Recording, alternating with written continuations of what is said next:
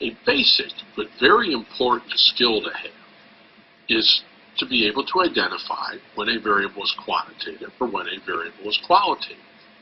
If you can't confidently identify this, then oftentimes you're going to end up in the wrong place.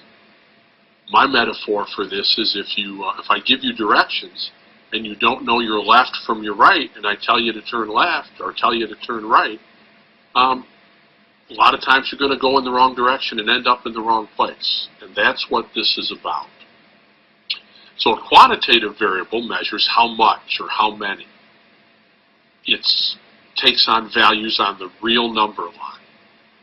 So examples of quantitative variables: a person's height in inches, the number of seconds it takes to download a web page, the dollar amount of an invoice.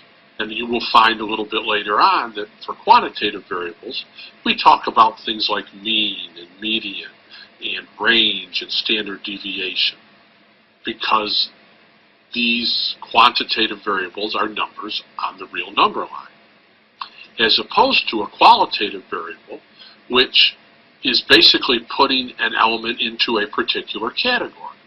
So, for example, where were you born? What country were you born in? Who manufactured your cell phone?